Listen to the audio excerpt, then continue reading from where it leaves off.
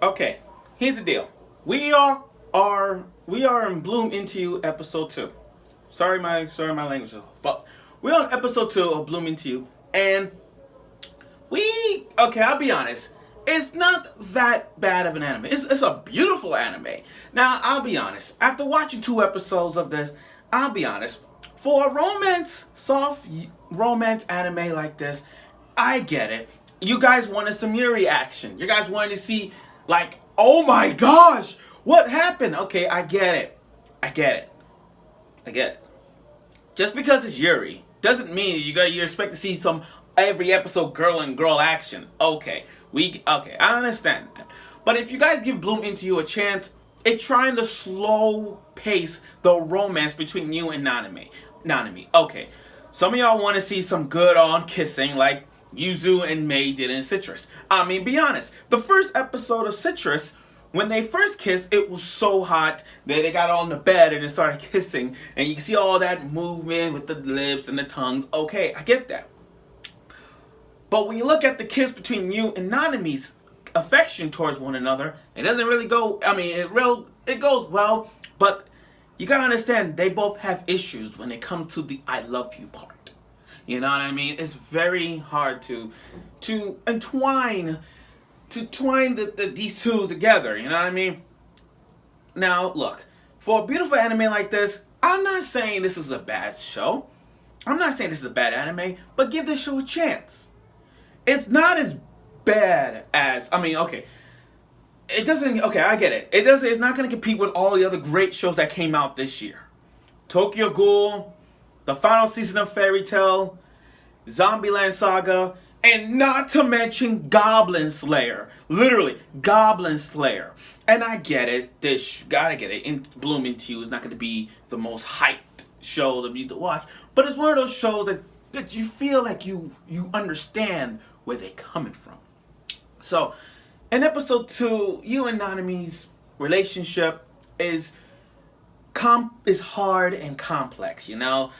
I mean, I've read the manga, and I see what they're doing. They're trying to bring out from the pages of the manga and put into the anime, and they're trying to take things slow between these two. I mean, Mei and Yuzu's relationship in Citrus, they were kind of like rushing it in a way. They were slower, but they were rushing it. Whereas you and Nanami's relationship, they were taking things slow. So Nanami and you are fighting for like student council presidents. You know, Nanami wants you to be more formal, be herself, join the student council, you know, that kind of thing. Those two have one thing in common: the love. They don't experience the flutterness of "I love you."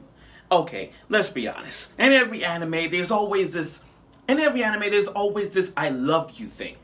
But let's be real, guys. Is there ever an anime character that says "I love you" and it don't really go well? That happens a lot. I mean, look at the relationships that occurred to that, and they kind of like something bad happened. Some good, some bad. Like, look at Asuna and Kirito from Sword Art Online. They said "I love you" and they ended together. Same goes to Hinata and Naruto. They said "I love you." Even it's just it's that feeling when they said "I love you" and you want to clap for them. It's that moment where you open your eyes and you felt that person when he or she finally confessed. Your heart stopped. You feel the love that you know that what they said is true. Okay, now, and when I mean warm, I mean the show. I mean, Bloom Into You the opening and the ending was so warm and peaceful. We understand that some of y'all want to see some awesome opening, but an opening like this is soft and warm. Okay, I get it. And I love how they adapted from the manga so far into the anime. So if you guys taking things slow with the warm colors, the warm openings, the characters' face expressions, their feelings, once you understand that, it's just so in there. It's there. And then you and Nanami's kiss scene, their kiss scene in this episode, when they kiss, where the train was moving, and then they kiss. I'm sure some of y'all was like, yes, they kissed, and some of y'all must have felt like, oh wow. Some of y'all like that. Oh, and that's what it is. Because remember, they never experienced love before. They never experienced their kiss. They got their first kiss. Was it acceptable? I'm not going to say anything. But I tell you this. Watching episode 2 experience the warm feeling these two have. Okay, and it might not get everyone's attention. Okay, it's not going to compete with the other shows I just mentioned before, but at least this show is showing us what it's like to be in their shoes. Rather it's a Yuri, a Yaoi, or bisexual, it doesn't matter. It's just, think about it. Have you ever felt in that situation where if you're in Yu's shoes or Nanami's shoes and you kiss someone for the first time, do y'all feel it? Do y'all feel the first love? Maybe.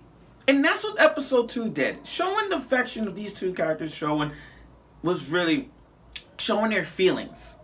It's like you walking into their shoes. You walk into the expressions of how would you feel if you was you. How would you feel if you walk in if you were Nanami? That's what this episode was. Now, I get it. Okay. Was there anything hyped about? No, not really.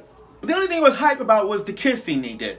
And trust me, you will see more. You will see more of Yuu and Nanami's kiss scene, and you will see more of them interacting with each other to get to know more. Once you get to that point, you realize that this show is really good. Hopefully by then, as they trying to follow it from the manga perspective, you will see some love between Yuu and Nanami. So overall, like I said, episode 2 was really a warm episode. Seeing the warm characters, like the beauty of the opening, the ending, showing how soft and sweet and passionate that this show is really good right now. And I get it, it's taking things slow. They're not gonna rush it like Citrus, but they're taking this show really slow and adapting it to the love, the passion that these two girls have. Okay, we get it. Let's just wait out and see. So that's it for now. So episode 3, I'm looking forward to it because I read the manga. So I hope y'all give episode 3 a chance. For those of you who haven't seen it, I strongly recommend watching it. I mean, okay, like I said before from the first video, 2018 is the year of the anime. And with this, it's kind of like soft Yuri. Rather than Citrus being like the high level Yuri that it is, it's like Citrus A rank, Citrus like a C to B rank for now, C rank. But still, it's improving it. Like let it just follow the flow and just watch it. They're taking things slow. Like all relationships, taking things slow. So, give the show a chance. So like I said, it's kind of slow pacing, but it ain't improving better. So, tune in next week for episode 3.